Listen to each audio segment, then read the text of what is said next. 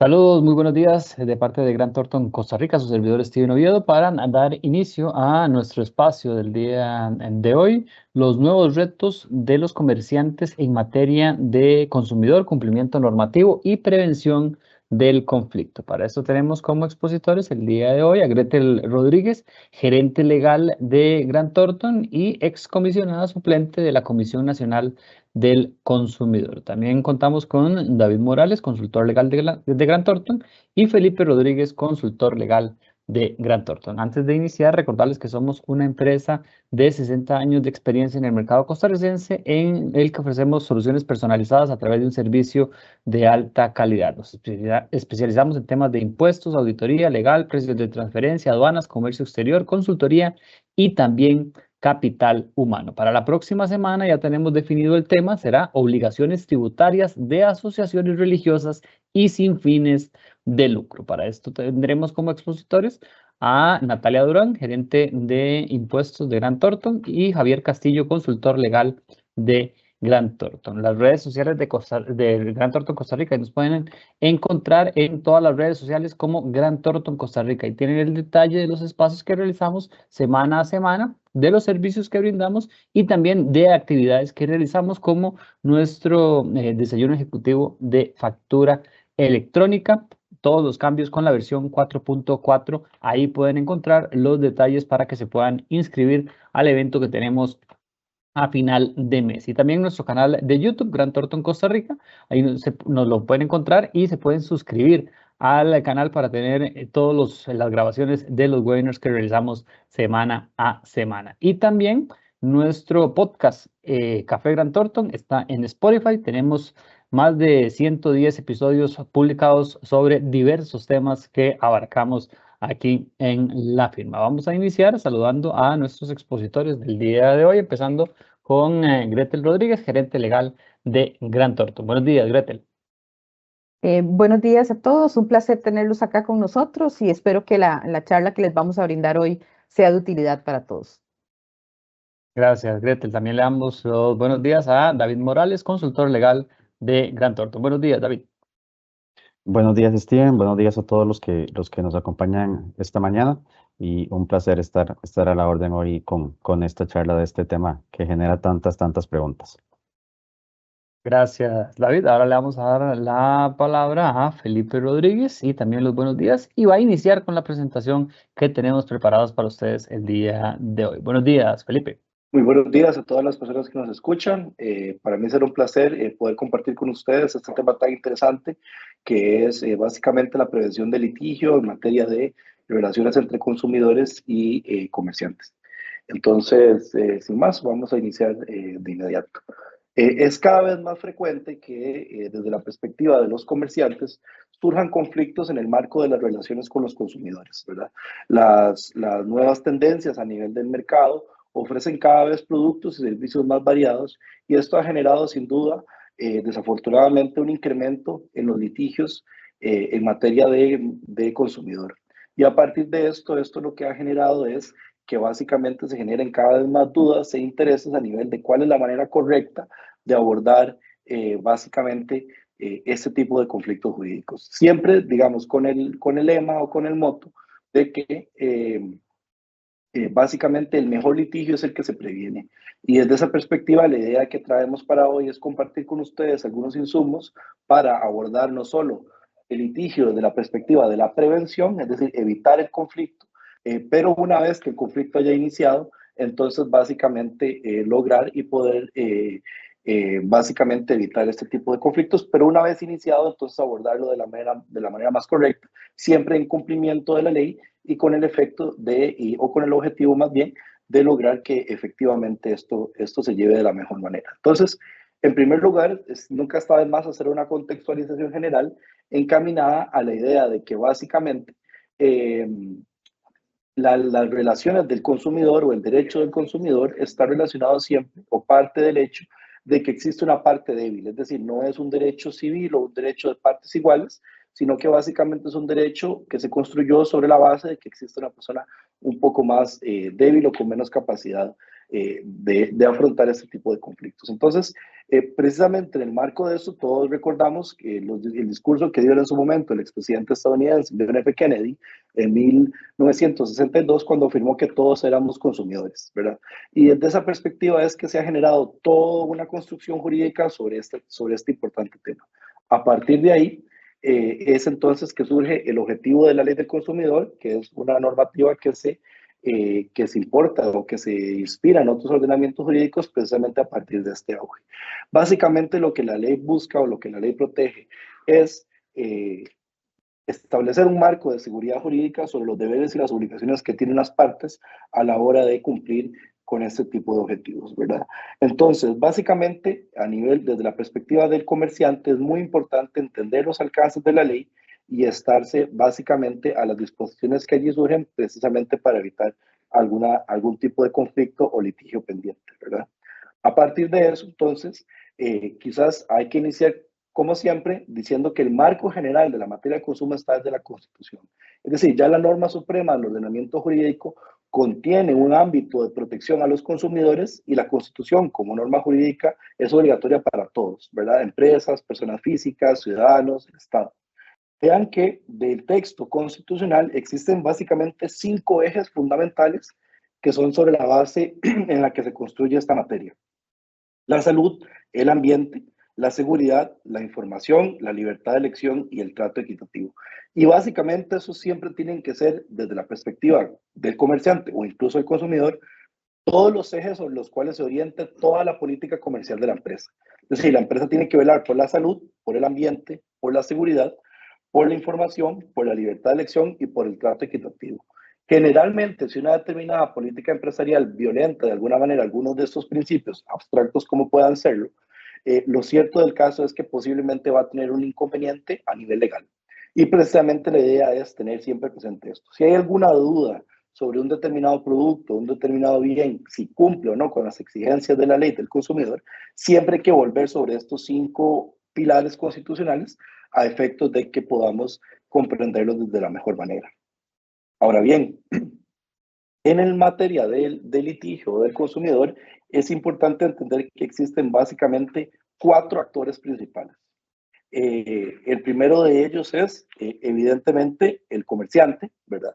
Que es quien ofrece, según esta es la definición que establece la ley, toda persona física o entidad de hecho o de derecho. Eso es importante. No es necesario estar constituido como una sociedad formal. Las entidades de hecho también pueden ser comerciantes, que se dedique de forma habitual, ¿verdad? Aquí tomamos el concepto de habitualidad del Código de Comercio. Y desde esa perspectiva es muy importante entender que el comerciante es obviamente uno de los principales actores en esta materia de consumo. También tenemos el consumidor, que es obviamente quien se encuentra del otro lado de la relación jurídica y básicamente es la persona que adquiere, ¿verdad? Según la definición que establece la ley, los bienes o los servicios que el comerciante pone a su disposición. También es muy importante contemplar que un actor clave en estas materias es la Comisión Nacional del Consumidor, que es el órgano administrativo que pertenece al Ministerio de Industria y Comercio, que básicamente a lo que se dedica es a vigilar el cumplimiento en sede administrativa de todas las disposiciones.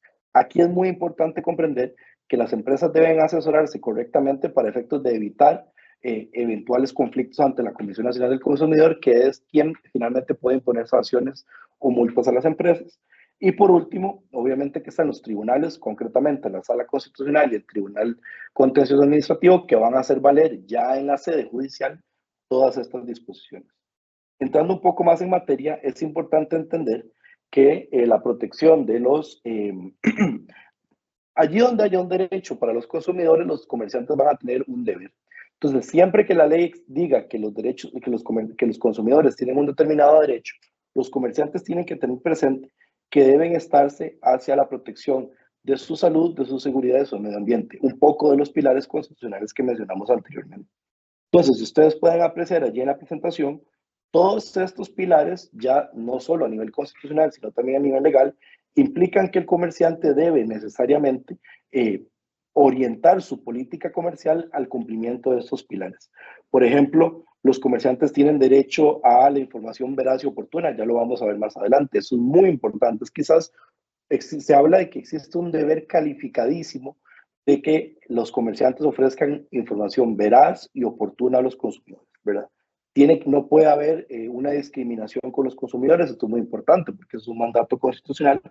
Y los consumidores siempre pueden denunciar o ante la Comisión Nacional del Consumidor o incluso ante la sede jurisdiccional los incumplimientos que las empresas pueden hacer. Entonces, a partir de ese doble eje, se tiene que entender que existen desde la perspectiva del comerciante y desde la perspectiva del consumidor deberes y derechos que están intrínsecamente asociados a esta materia. Apreciamos ahí en la presentación, existe una prohibición de discriminar, tiene que haber manuales de riesgo y de uso, tienen que emitirse las facturas debidamente. También es muy importante informar sobre todo, la información tiene que ser transparente, tiene que ser actual y tiene que estar siempre apegada a lo pactado o a lo ofrecido en toda la publicidad. A partir de todos estos pilares es que entonces encontramos una serie de principios que han desarrollado los tribunales a la hora de poder aplicar estas cuestiones. El principal de ellos es que de todos estos principios se deriva un gran principio que básicamente es el principio pro consumidor. Y este principio lo que hace ver es que si los órganos que fiscalizan el cumplimiento de las normas de consumo tienen una duda de si el comerciante o el consumidor, de que si se ha violentado las normas de consumidor, posiblemente van a dar prevalencia o preferencia al consumidor. Esto implica entonces, desde la perspectiva de los comerciantes, que tiene que existir un doble cuidado, un cuidado bastante detallado sobre la base de una correcta asesoría, precisamente para evitar generar dudas que luego desemboquen en un conflicto en contra del comerciante, siempre y cuando se cumpla obviamente todo lo dispuesto en las normas aplicables. Entonces, tienen que tener presente todos los comerciantes que si se genera una duda sobre si se incumplió o no, posiblemente se va a favorecer al consumidor. Entonces, los comerciantes tienen que estar debidamente asesorados en todos los aspectos de la ley a efectos de evitar posibles inconvenientes con esta materia, ¿verdad? Lo mismo se dice entonces sobre la veracidad de la información. Toda la información, el mejor consejo que podemos dar a los comerciantes es no utilizar información ambigua, no utilizar información que quede poco clara o que deje al margen de la interpretación. La información siempre tiene que transmitirse de la manera más transparente y más asertiva a efectos de básicamente evitar ese tipo de inconvenientes. Y básicamente con eso entonces estaríamos culminando esta primera parte o esta contextualización general, y ahora le doy la palabra a mi compañero David a efectos de que se refiera a un tema bastante interesante que son el tema de las ventas a plazo. Muchas gracias, Felipe. Sí, a ver, aparejado a los principios que Felipe nos estaba comentando, que son los presupuestos generales, es importante señalar que todos los contratos que se ofrezcan al consumidor pues gozan de presupuestos muy parecidos y generales, de los cuales fueron la base de inicio de la presentación, pero existe una vertiente de contratos que por la naturaleza del momento en el que se preste la obligación, tienen una cobertura especial por parte del legislador. En este caso enmarcado por parte del Ministerio de Economía, Industria y Comercio, y que deben cumplir con requerimientos especiales. Dado que el webinar está dirigido a comerciantes, vamos a repasar brevemente un poco sobre esta tipología especial de contrato, en el cual el servicio que se presta, digamos, se suele decir que es un servicio que se presta en diferido, es decir, que es aquel en el que la ejecución de las obligaciones se realiza en un plazo posterior a la fecha de contratación. Esto significa que la eficacia del contrato se suspende o se posterga hasta que las obligaciones se vuelvan exigibles, ya sea mediante el cumplimiento de un plan de pagos o hasta llegada a una condición que precisamente haga que el servicio o el bien del contrato ya sea exigible. Los casos típicos que la ley nos señala, la ley costarricense nos señala, nos habla de la compra de bienes inmuebles, sean apartamentos o casas, o de la prestación futura de servicios en los que destacan, por ejemplo, los servicios funerarios o los clubes de viaje, también aquellas acciones o títulos o derechos que den participación en carácter de socio, dueño o asociado, como lo puede ser la membresía de algún club, o también inclusive las membresías en algún tipo de comercio para que sean aplicables descuentos en formas de pago. Todo esto son ejemplos de ventas a plazo. Entonces, para que quede debidamente claro, cualquier venta de un producto o un servicio que yo empiezo a pagar pero que en muchas ocasiones no sé cuándo voy a disfrutar o que voy a disfrutar en algún punto después de cierto periodo, es lo que se considera ventas a plazo y por esto tiene una protección especial por parte del ministerio. En otras legislaciones tiene otros nombres como venta a bonos, ventas a crédito, de la cual aquí no considero que sea tan apropiada, aunque sí tiene acepciones, como ya lo vamos a ver, porque se puede dar un financiamiento, porque puede haber cierto tipo de interés, ya vamos a ver más adelante los elementos, pero siempre con esta acepción respectiva de que es un servicio que no se va a consumir de inmediato. ¿Qué ha pasado con estos contratos? Pues recordemos que un número importante de denuncias y estafas se han suscitado en los últimos años, especialmente en los sectores inmobiliarios y en los sectores de turismo. Por lo cual todo esto ha requerido una especial atención en vista de los diferentes problemas que hemos visto en los últimos años, lo que hace que todo el tema de la fiscalización de los mismos sea mucho más amplio. Por ejemplo, inclusive podría afirmarse que el tema de venta de inmuebles ha sido o ha levantado tanta roncha y tanta polémica que inclusive desde 2021 se deslindó este tema del resto de los contratos de ventas a plazo.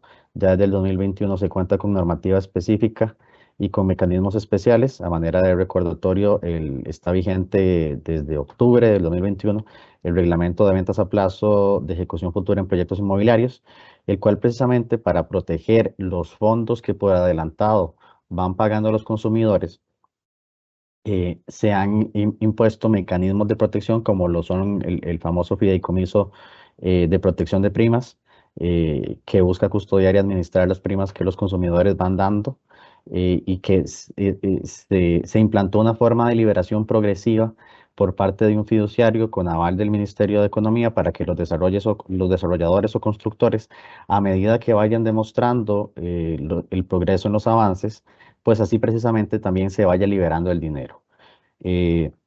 Lo cual ciertamente es un adelanto que creo que era bastante necesario en la legislación.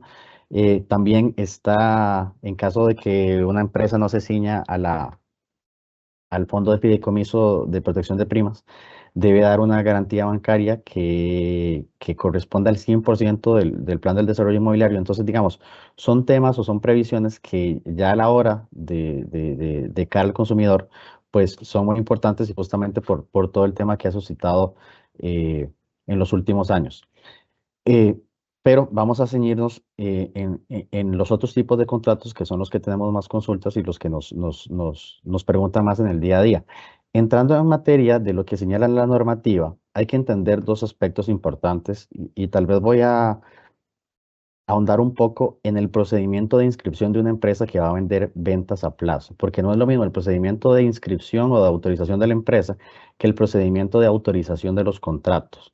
Y ya más adelante vamos a ver cómo esto se amarra. Hay aspectos particularmente interesantes relativos a este tipo de contrato, especialmente porque en muchos de los casos que llegan a ser condenados o sancionados en la Comisión Nacional del Consumidor,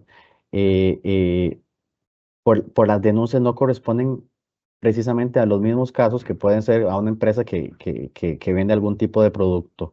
Las causas en temas de ventas a plazos pueden ser muy distintas a lo que podríamos entender en cualquier comercio. Entonces vamos a hablar primero del proceso de inscripción. El proceso de inscripción de las personas que van a comercializar ventas a plazo tiene su fundamentación en el artículo 163 del reglamento de la ley del consumidor. Y podemos ver un sinnúmero de requisitos, algunos muy convencionales, como estar al día en la caja, presentar declaraciones de renta, certificaciones literales, hasta requisitos más específicos que buscan, por así decirlo, la evaluación previa de la suficiencia patrimonial de una empresa, previo a la aprobación de los contratos que van a ser comercializados o previo a la aprobación de los contratos que van a ser aprobados.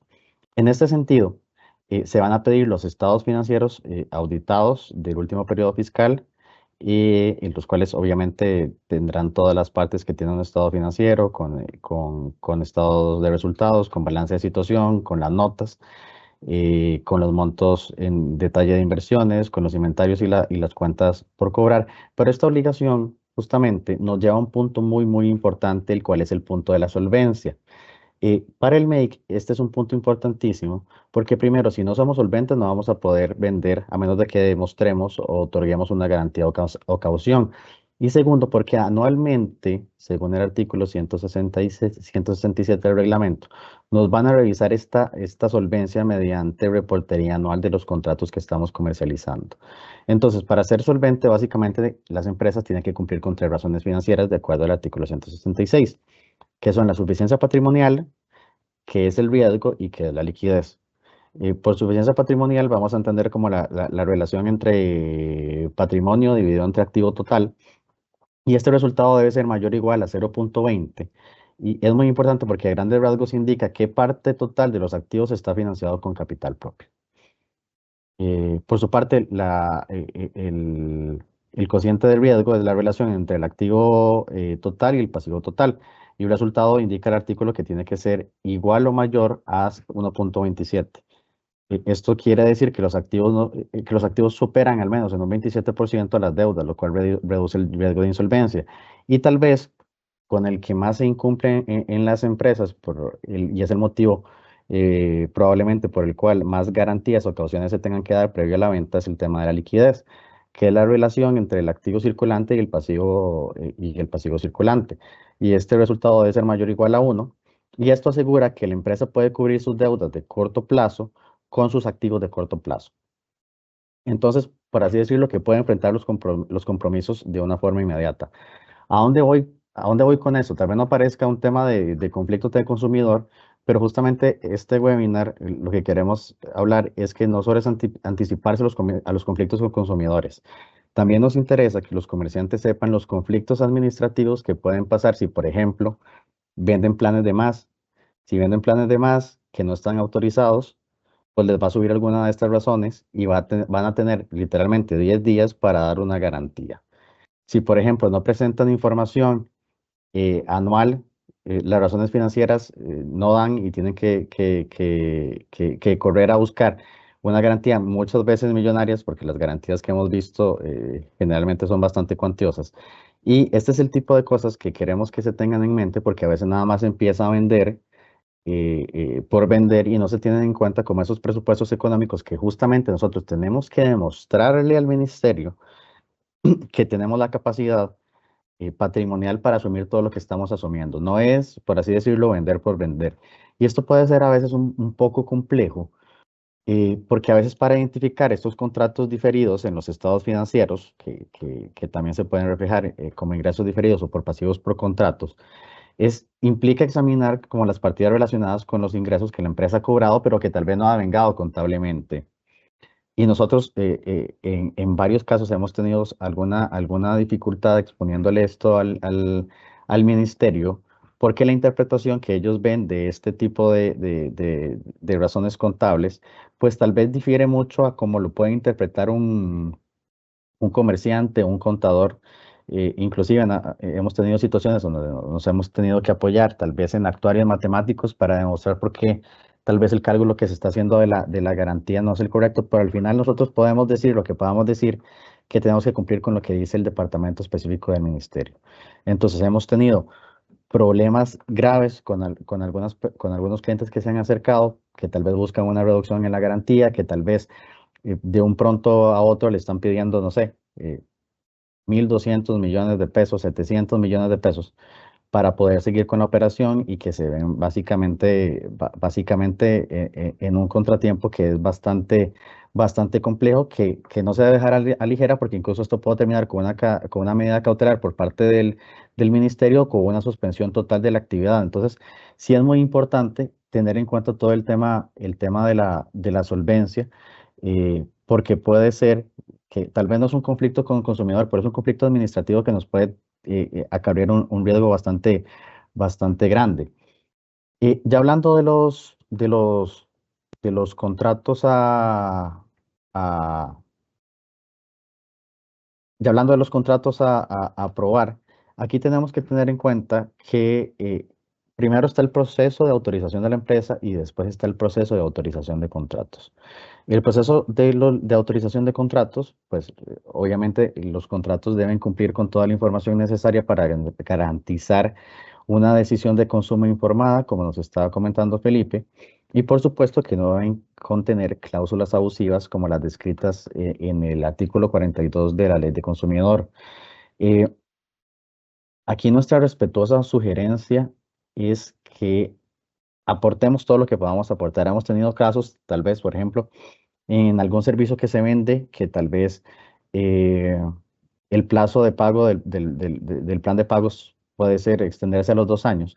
Y últimamente hemos visto que el ministerio está pidiendo inclusive que se le pase al consumidor en un anexo un cálculo específico de cuánto va a pagar por interés cada mes, para así llegar como a una cifra, por así decirlo, macro de todo lo que va a terminar pagando, porque se nos ha señalado o hemos visto expedientes dentro de la Comisión del Consumidor, en donde tal vez en el contrato se le dice que va a ser tanto por ciento de interés, con una amortización de tanto, y al final se han incurrido en cierto tipo de imprecisiones que pueden hacer que este tipo de contratos se incurra en una sanción. Como requisitos mínimos del contrato, que son los que estamos viendo en la diapositiva, son los datos generales de los contratantes, los datos generales de los responsables del plan, la descripción del servicio a vender, el monto, la indicación del precio pactado, todo eso. Pero aquí yo diría, para empezar a comentar un poco los problemas que vemos día a día, que lo más importante es que tengamos mucho cuidado cuando nosotros autorizamos un contrato en específico. Porque yo creo que más adelante lo va a tocar doña Gretel, pero hay empresas que tal vez autorizan su contrato, pongamos que lo autorizaron en el 2018 y digamos que el año pasado le incluyeron un producto más, incluyeron un servicio más, incluyeron una facilidad de pago más adicional y nos hemos encontrado que de acuerdo a lo que dice el artículo, me parece que es el 162 del reglamento, cada vez que haya una modificación sustancial del contrato, debe volver a aprobarse ese contrato. Creo que nosotros podríamos debatir mucho qué se puede considerar una modificación sustancial, pero nos hemos encontrado algunas sorpresas en donde tal vez una cosa que para nosotros como abogados no es sustancial, para el ministerio sí. Entonces, ¿qué se nos ha dicho? A ver, el contrato que ustedes están vendiendo, o se le dice al cliente, el contrato que el cliente está vendiendo, ya no es el que aprobamos. Y como les digo, pueden ser temas que nos hemos encontrado que tal vez a nuestro juicio no es sustancial, pero que sí acarrea algún tipo de sanción. Y otra cosa que es una gran discusión, que tal vez ahora creo que podemos ahondarla también con doña Gretel, es que la gente o los comerciantes se quedan como, ok, yo este contrato que estoy vendiendo, me lo aprobaron hace tantos años, pero básicamente en esencia es lo mismo. Entonces aquí se ha abierto mucho la discusión de qué es lo que se autoriza, qué es lo que el ministerio me autoriza. ¿Me autoriza a la actividad o me autoriza al plan específico de ventas del contrato específico que estoy vendiendo? Uno podría entender que si nos vamos a un campo semántico como mucho más grande, que se autoriza la actividad y que por el hecho de estar inscrito y por el hecho de yo haber presentado los contratos en el momento de la inscripción, me autorizan a hacer la actividad, pero no. La respuesta correcta, y aquí sí tenemos que pecar de conservadores, es que lo que me autorizan es el plan específico de contratos. Si yo en un punto decido cambiar, aunque sea una tasa de interés, tengo que al menos consultarle a mi asesor como se lo notifico al MEIC. ¿Se lo notifico al MEIC o no se lo notifico? O seguimos adelante. Porque inclusive hemos visto sanciones porque tal vez el contrato que yo estoy comercializando no le estoy poniendo el número de referencia de autorización que me puso el MEIC, aunque sea el mismo contrato aprobado.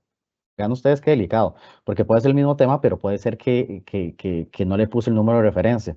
Entonces, digamos, a grandes rasgos, antes de pasar con doña Gretel, no puedo ofertar contratos, no puedo salir al mercado si no estoy debidamente inscrito. O sea, inclusive el tema de la publicidad, si no estoy inscrito, si no estoy aprobado, me va a crear una sanción. Tengo que revisar los temas de solvencia, tengo que sentarme con el equipo contable, con el equipo financiero cada cierre de año para ver cómo van los resultados del estado financiero y decir, ok, probablemente acá me autorizaron, no sé, vender 1.500 contratos, ya me pasé y tal vez las razones estas de suficiencia, de riesgo y de liquidez no me van a dar, entonces tengo que anticiparme por si eventualmente me van a solicitar una caución. Y lo otro es que cada vez, si yo tengo un contrato debidamente aprobado y voy a hacer una modificación, aunque yo considere que no es sustancial, igual someterla a consideración, ya sea de asesores en este tipo de temas o de una vez acudir ante el ministerio y hacerle las preguntas. Y ya ni me voy a referir, por supuesto, a vender contratos en los que no estoy autorizado, porque ahí de entrada literalmente ya podemos caer hasta en el tema de denuncias penales. Entonces, con ventas a plazo, son algunas de las reflexiones que queríamos dejar esta mañana, y igual es un tema que se los trae, podríamos hablar aquí 3, 4 horas de todos lo que reviste la ley, pero pasamos con doña Gretel. Muchas gracias, David. Yo voy a conversar un poco sobre la Comisión Nacional del Consumidor. Vamos a ver un poco, David lo explicó en su presentación. La Comisión Nacional del Consumidor es un tribunal, ¿verdad?, administrativo donde los consumidores pueden ir a presentar denuncias ante este órgano. Pero además, ¿verdad?, no solo es un tribunal administrativo, sino que tiene dentro de sus funciones, ¿verdad?, una especie de revisión de mercado. Entonces, de oficio, también la Comisión Nacional del Consumidor, a través de los órganos que existen, puede hacer evaluaciones de mercado. Y es muy común, ¿verdad?, que en este ámbito se haga, por ejemplo, evaluaciones de mercado en relación con ventas a plazo. Entonces, una de las formas muy comunes en que se hace es hacer barridos, por decirlo de alguna forma, de las páginas web, ver qué anuncios se hacen, ¿verdad? Entonces, muchas de las denuncias que llegan, ¿verdad?, son de digamos, empresas que se han detectado llegando digamos, vendiendo, haciendo ventas a plazo sin que exista, digamos, todo este proceso que nos comentaba David para ello. Y también, ¿verdad?, pues hay una serie de competencias que tiene este órgano que les permite hacer incluso inspecciones in situ. Entonces, es importante tener claro que este es un órgano que no solo ve la parte de resolución del conflicto con el consumidor, sino que además podría ser de cara al comerciante quien me denuncie. Entonces, es importante pues estar pendiente de lo que este órgano nos puede decir. Para el año 2023 se hizo una serie de reformas al procedimiento producto de cambios que se hicieron en la Ley de Promoción de la Competencia y Defensa Efectiva del Consumidor, que es la Ley del Consumidor. Se hicieron una serie de reformas que creemos tienen una incidencia directa en el día a día de los comerciantes. Voy a referirme nada más a dos que para mí son las más importantes. Una de ellas es el tema de que antes, para poder presentar una denuncia, para que un consumidor pudiera presentar una denuncia ante la Comisión del Consumidor, el consumidor tenía 2 meses desde que se producía la situación, digamos, o el evento de compra, ¿verdad? Desde la fecha de la factura, básicamente, ¿verdad? O desde el momento en que se me negó el otorgar una garantía o el brindar algún tipo de servicio. Ese plazo se amplió a 6 meses. Entonces vemos que ahora el plazo se ha ampliado suficiente, ¿verdad? Con lo cual la contingencia con una venta me pasa de 2 meses a 6 meses, que tiene un impacto importante dentro del proceso. Y el otro tema es que por una reforma que se hizo, ahora la Comisión Nacional del Consumidor puede declarar la nulidad de las cláusulas abusivas, que antes solo se podía realizar a partir de un proceso jurisdiccional. Y este tema de qué es una cláusula abusiva es en muchos aspectos un tema pues de valoración, ¿verdad?, que no necesariamente tiene que o coincidimos con lo que se diga por parte de la administración en este caso. Valga recordar que, como lo expuso Felipe, en caso de que exista alguna duda de si una cláusula puede ser abusiva o no puede ser abusiva para un consumidor, el principio pro consumidor que rige en esta materia, pues me va a decir que la comisión le va a dar la razón siempre al consumidor, salvo que el comerciante logre demostrar, ¿verdad?, que esto no es del todo correcto. Entonces, partiendo de que estas son las dos principales reformas, ¿verdad?, pues vamos a hablar un poco sobre la admisibilidad de las denuncias. Básicamente, de la experiencia que yo tengo como comisionada, pues yo puedo decir que muchas de las denuncias vienen sin prueba y que además la prueba que presenta el consumidor muchas veces es prueba que ha sido fabricada por la misma empresa. Entonces, si yo soy una empresa que vende servicios o que vende productos de cara a los consumidores, la primera medida que tengo que tomar de prevención es tratar de que la información que yo le entregue al consumidor sea clara, sea transparente, sea oportuna. ¿Y a qué me refiero con oportuna? Bueno, que el consumidor tiene que tener la posibilidad de tener todos los elementos necesarios para la decisión de consumo antes de tomar esa decisión de consumo, es decir, antes de comprar. Y yo como comerciante estoy en la obligación de demostrar que yo le di toda esa información al consumidor. Entonces, si yo, por ejemplo, tengo un sistema de garantías que requiere que esa garantía sea dada en un determinado taller y bajo unas determinadas condiciones, esas condiciones tienen que estar por escrito, ¿verdad? Y tienen que ser de conocimiento del consumidor de previo a que esa relación de consumo se configure, o sea, de previo a que yo venda. ¿Verdad? Y esta es una de las razones por las que, digamos, las denuncias que se presentan, ¿verdad?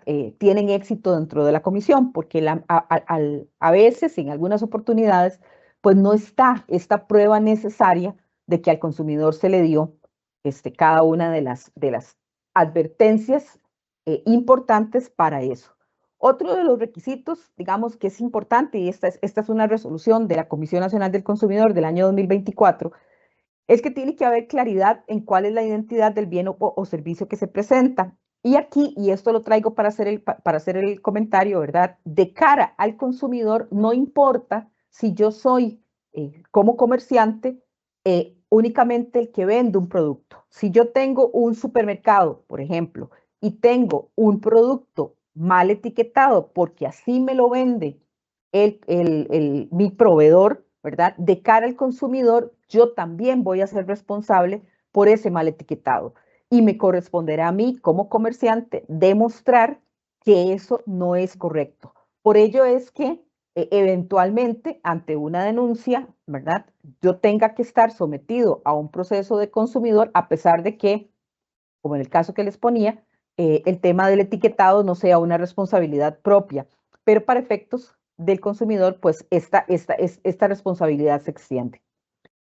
No me voy a adentrar mucho en el tema de cuál es el procedimiento de consumidor, porque creo que la charla no nos da para un proceso así, solo que de la experiencia que hemos tenido, uno de los aspectos más importantes dentro de este proceso es la posibilidad, sobre todo, de asistir a una fase de conciliación.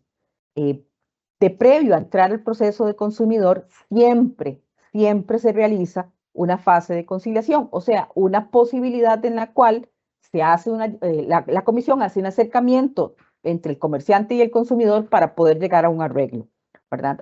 Y mi recomendación siempre ha sido que si hay alguna duda en relación a si hubo algún error o alguna falta por parte del comerciante, este es el momento para aprovechar y resolver el conflicto de previo a que llegue al consumidor.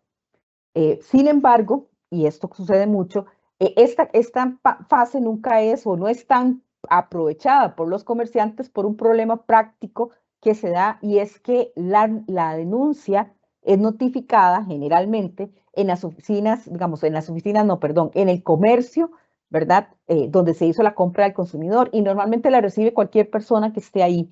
Entonces, si esa persona no traslada esa denuncia o no presenta esa denuncia a tiempo ante sus superiores, pues eventualmente vamos a tener un proceso de consumidor llevado a cabo sin que se dé esa fase tan necesaria de conciliación, y eventualmente incluso sin que nos demos cuenta siquiera que nos han denunciado ante el consumidor. Entonces, una de las cosas más importantes en esta etapa es tengamos identificado dónde pueden llegar estas denuncias, dónde puede llegar la notificación de esta denuncia, y tengamos claridad de decirle a nuestros colaboradores que esa denuncia debe ser trasladada para conocimiento en el momento en que se reciba. Además, con la reforma del reglamento que se hizo para el año 2023, se solicitó por parte de la comisión que se señalara un lugar para notificaciones. Y también este es un elemento que es importante, porque si no se ha hecho este proceso de señalar para notificaciones, mi recomendación también es que se proceda a ir a señalar este proceso de notificación.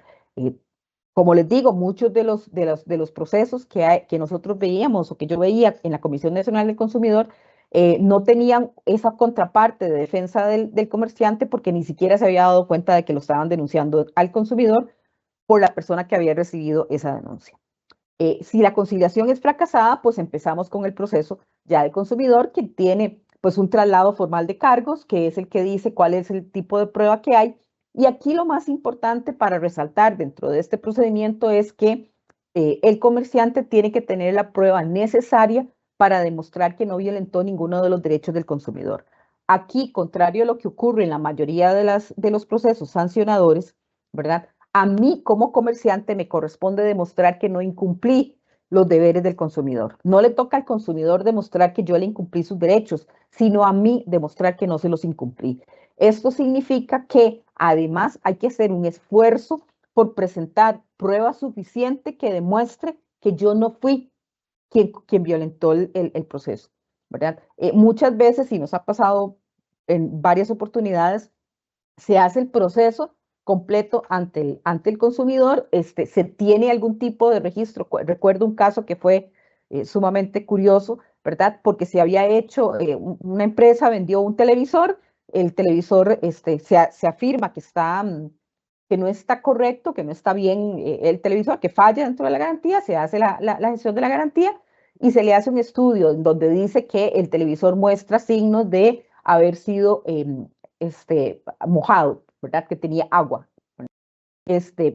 Y el proceso, cuando llega a donde nosotros, ¿verdad? Y se analiza, nos damos cuenta que el informe que se hace no está firmado.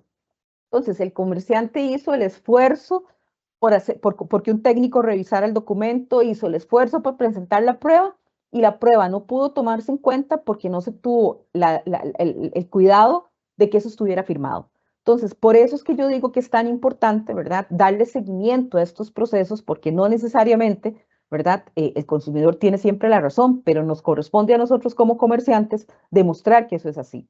Y bueno, después, una vez que se ha sancionado, ¿verdad?, esto tiene un recurso ante ante la Comisión Nacional del Consumidor, ¿verdad?, que agota la vía y que agota ya la vía en la sede administrativa. Esa resolución, ¿verdad?, que hay en este momento, que había en este momento, es un título ejecutivo que puede ser utilizado tanto por la Comisión del Consumidor como por el comerciante, perdón, como por el consumidor para ir a solicitar el pago, ya sea de la multa por parte al Estado o de la devolución, si es del caso, de la sentencia. Entonces vemos que otro de los elementos de riesgo que también hemos visto muchísimo en estos casos es que como no se le da seguimiento al proceso, tenemos una sanción que tal vez no es una sanción relevante, digamos, para el consumidor, ¿verdad? Pues en este momento el salario mínimo anda en 4 millones y un piquito, y entonces,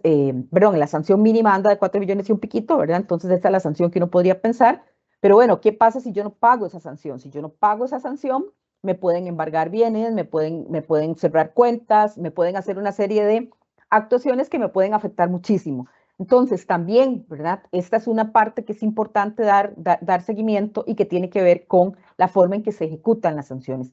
Y por otro lado, que esta es una novedad también de la ley por la reforma que se hizo en el año 2023, el consumidor que antes no tenía pues realmente ningún tipo de posibilidad de ejecutar esa sanción, ahora sí la va a poder ejecutar. Entonces, si yo tengo que devolver un vehículo a un consumidor, ¿verdad? Tengo que procurar que esa gestión se haga realmente porque el consumidor igual me puede ir a embargar bienes, me puede ir a paralizar mi empresa porque yo no he hecho este trámite. Aquí les pongo un poquito cuáles son las multas económicas que existen. El dato está hasta el año 2023, aunque hasta el año 2024, pero no ha cambiado muchísimo. Como vemos, la multa anda alrededor de 4.622.000 colones, que es o sea, que son los 10 salarios base mínimo que establece la ley para imponer una multa en este caso. Además, hay que considerar que si hay reincidencia, ¿verdad? La multa se puede duplicar. Entonces podemos llegar a multas hasta de 10 veces la multa mínima, que son 4.662.000. Este nuevo procedimiento, que también es un elemento que es importante, ha acortado muchísimo los plazos para la denuncia. Antes un proceso ante la Comisión Nacional del Consumidor estaba durando 3 años, ¿verdad? Y ahora el nuevo procedimiento está durando 1 año. Entonces eso también es un elemento a considerar por todas las consecuencias que tiene dentro del procedimiento de consumidor este tema. Ahora, y para no abusar mucho del tiempo, voy a comentarles un poquito algunos de los votos que existen, de las cosas más comunes, los errores más comunes que cometemos con el consumidor. Una de ellas es todo el tema de las cláusulas abusivas y los daños y perjuicios.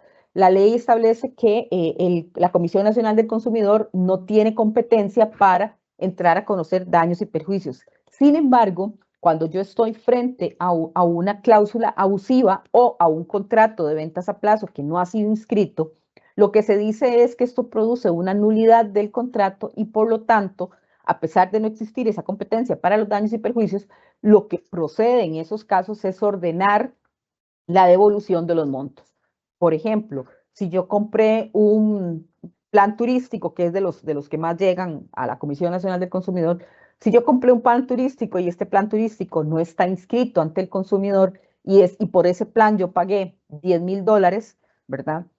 A pesar, digamos, de que no haya, digamos, ninguna cláusula abusiva, ningún problema, digamos, de otra naturaleza, ¿verdad? El solo hecho de que el contrato no esté inscrito me va a obligar a depositarle al consumidor los $10,000 que haya cancelado. Entonces, como vemos, pues sí hay, digamos, un tema importante en relación con los montos que yo tenga que pagar. El otro tema que también ha llegado un par de veces los votos que están arriba son votos de este año que hemos querido perdón, del año pasado que hemos querido que lo vean, ¿verdad? Denuncias que han habido, por ejemplo, que esto es muy común, ¿verdad? En que no me quieren admitir una tarjeta de crédito o me cobran diferente si yo pago con una tarjeta o en efectivo. Esta es una conducta que no está permitida, hay un reglamento que lo prohíbe, ¿verdad? Y sin embargo, siempre, ¿verdad? Hay denuncias en relación con este tema. Entonces, este también es uno de los temas que más se ven. De las cosas que más se conoce en esta materia es el tema del derecho de garantía. Vamos a recordar que según la ley del consumidor, todo producto o servicio que se preste tiene como mínimo 30 días de garantía. Si esa garantía está condicionada a una circunstancia que lo puede estar válidamente, ¿verdad? Por escrito, tiene que habérsele informado al consumidor que no entraba dentro de esa garantía. Si a mí me venden un celular y dentro de la garantía del celular no estaba que a mí se me cayera el celular y se me rompiera, ¿verdad? El ejercicio de la garantía, digamos, si yo no hago esa advertencia desde antes de la compra y la pongo por escrito, probablemente me van a obligar en una denuncia a devolver ese celular a pesar de que sea muy probable que el daño sea producto de una caída. Entonces, ¿qué es importante en el tema del derecho de garantía? Bueno, en el tema del derecho de garantía es importante que la carga de la prueba, como en todo caso, le corresponde al comerciante y que esa prueba yo la tengo desde el momento en que vendo el servicio. Entonces, al consumidor le tiene que quedar claro cuáles son los requisitos para poder ejercer esa garantía. Y yo tengo que también tener un respaldo, ¿verdad? Cuando me niego a otorgar la garantía, si es porque si es porque el celular se cayó o un caso que tuvimos que era porque una refrigeradora pegó cuando salía del lugar con una, o sea, la golpearon y, ¿verdad? Y ese era el golpe que el consumidor reclamaba, a pesar de que sí había prueba. En ese caso eran unos videos de la empresa donde se demostraba que se había roto. Entonces, importante en el tema del derecho de garantía es que a mí me corresponde como comerciante demostrar por qué yo no la voy a entregar. Si no, me van a obligar a entregarla. El otro tema que también se ve mucho es el tema del precio ruinoso y que tiene que ver con, bueno, ¿qué pasa si a la hora de hacer una oferta o a la hora de presentar una publicación, ¿verdad? Yo pongo un precio que es ridículamente inferior al que hay. Bueno, la Comisión Nacional del Consumidor ha dicho, en ese caso, usted no está obligado a entregar el bien o servicio cuando el precio sea ruinoso y una persona ¿verdad?, con un conocimiento medio pueda entender que ese no es el precio. Pasaba mucho al principio del tema del consumidor, digamos, cuando empezó a regir la ley del consumidor, pasaba mucho, por ejemplo, que por un error se ponía que un vehículo costaba, en lugar de $20,000, 20,000 colones, ¿verdad? Entonces, ese es un precio ruinoso. No podemos entender nunca que un precio, digamos que un vehículo yo lo voy a conseguir en 20,000 colones, ¿verdad? Lo que pasa es que en esos casos, si bien no se genera el derecho de otorgar, digamos, o de entregar el bien, sí hay una sanción por el error en sí. Entonces, en esos casos, ¿verdad?, en donde se opone un precio ruinoso, lo que se recomienda, ¿verdad?, es apenas se den cuenta de que eso ocurre, sacar una comunicación y decir, mire, esto fue un error material porque no se le puso el signo de dólar, en el caso que estábamos poniendo, para que las personas puedan entender que ha sido un error y se informe de ese error al consumidor. Como les digo, ya existe bastante jurisprudencia en relación con este tema del precio ruinoso y bueno, es importante que lo tomemos en cuenta. Y bueno, por último, digamos, también hay un tema, digamos, de que nadie está obligado a lo imposible y en aquellos casos en donde la imposibilidad de cumplimiento que también ocurre, ¿verdad?, se deba a algún tipo de fuerza mayor o caso fortuito, yo lo tengo que demostrar. Entonces, tengo que demostrar como comerciante que estoy imposibilitado a entregar el bien o servicio y tengo que fundamentar esa circunstancia. Aquí les traigo, digamos, un poco la diferencia entre la negligencia y la fuerza mayor para efectos de que lo tomen en consideración. Y bueno, estos son algunos de los casos que les hemos traído esta mañana de asuntos que se ven en la Comisión Nacional del Consumidor. Vamos a dar un tiempito para ver si alguno de ustedes tiene alguna consulta y con mucho gusto se las podemos evacuar. Gracias, Gretel, David y Felipe, por la exposición del día de hoy. Vamos a abarcar un par de consultas que tenemos por este sector para que la gente tenga la posibilidad de tener su respuesta. Nada más recordarles también a todas las personas, estos videos quedan en nuestro canal de YouTube, Grant Thornton Costa Rica. Así nos pueden encontrar, suscribirse al canal y tener todos los videos semana a semana de los eventos que realizamos. La primera pregunta dice, ¿cómo saber si un contrato, por ejemplo, funerario o de un club de viajes está autorizado? Sí, gracias. Eso se puede consultar directamente en la Comisión Nacional del Consumidor, en una oficina que hay específica que le puede dar esa información. No existe en este momento una página web en donde yo pueda tener acceso a ello, pero sí a través del teléfono, ¿verdad?, de la Comisión Nacional del Consumidor, yo puedo consultar si ese contrato está inscrito en específico. Gracias, Gretel, por la respuesta. Y dice otra de las consultas, ¿qué tipo de prueba es la más pertinente para resolver una denuncia de consumidor?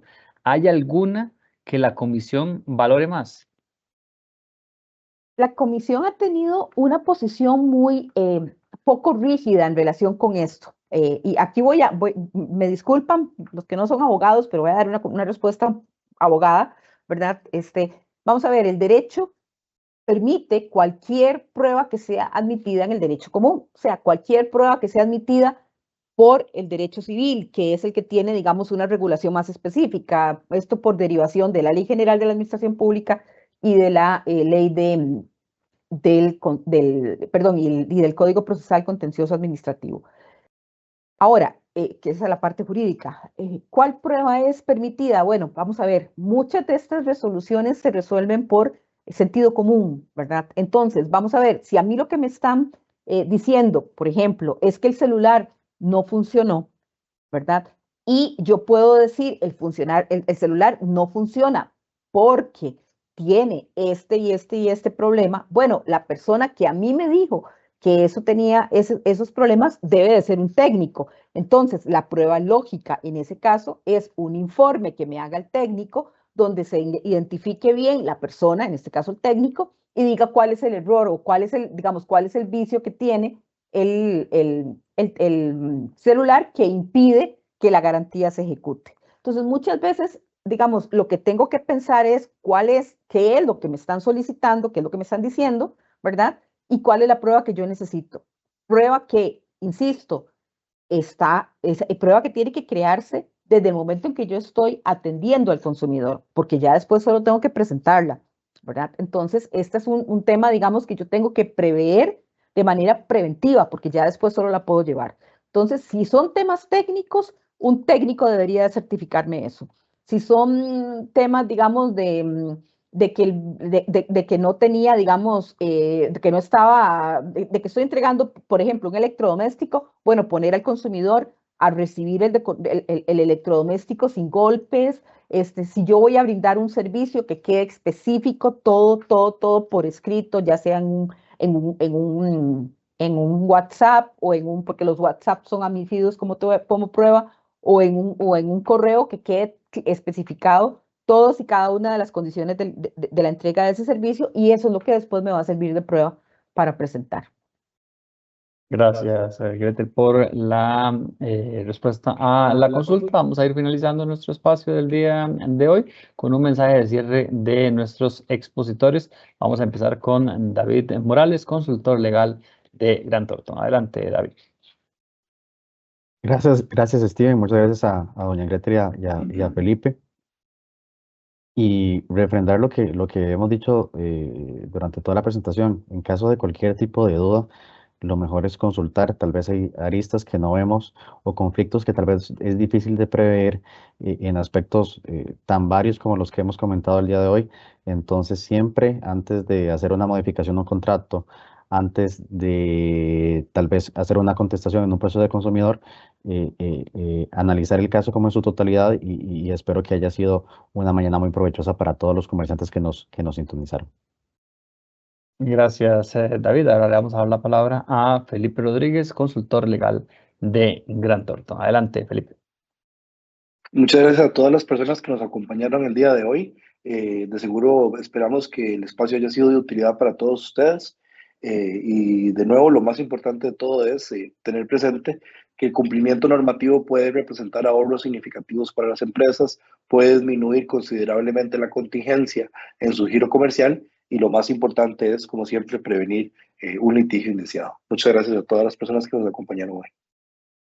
Gracias, Felipe. Por último, escuchamos a Gretel Rodríguez, gerente legal de Grant Thornton. Adelante, Gretel. Bueno, no, muchísimas gracias a todos de verdad por permitirnos conversar en este espacio de este tema tan importante. Tal vez yo reitero lo que he indicado, digamos, que hemos indicado a lo largo de la charla. Lo más importante es la prevención, porque si ya yo tengo un conflicto, que probablemente no lo voy a evitar, yo lo único que tengo para defenderme es lo que yo haya actuado durante el tratamiento que le di al consumidor. Entonces, la prevención, tomar medidas, hacer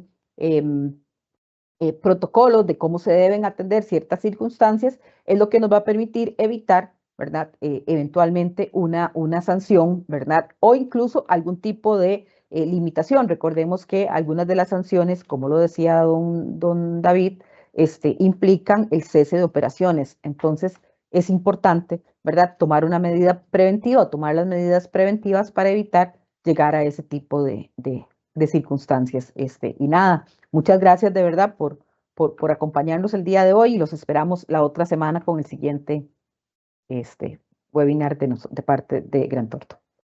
Gracias, doña Gretel. Nada más vamos a cerrar con ese tema que mencionaba. El caso del próximo webinar que tenemos, que es la otra semana, obligaciones tributarias de asociaciones religiosas y sin fines de lucro. Esto estará a cargo de Natalia Durán, gerente de impuestos, y Javier Castillo, consultor legal de Grant Thornton. Nuestras redes sociales, Grant Thornton Costa Rica, así nos pueden encontrar en todas las redes sociales para que nos sigan. También nuestro canal de YouTube, como les mencionábamos, Grant Thornton Costa Rica, ahí se pueden suscribir. Y nuestro podcast, Café Grant Thornton, son espacios de 12, 15 minutos sobre diversos temas que abarcamos en la firma. Lo pueden encontrar en Spotify, y ahí nos pueden seguir también para tener el detalle de todos nuestros espacios. De parte de Grant Thornton Costa Rica, que tengan un bonito día.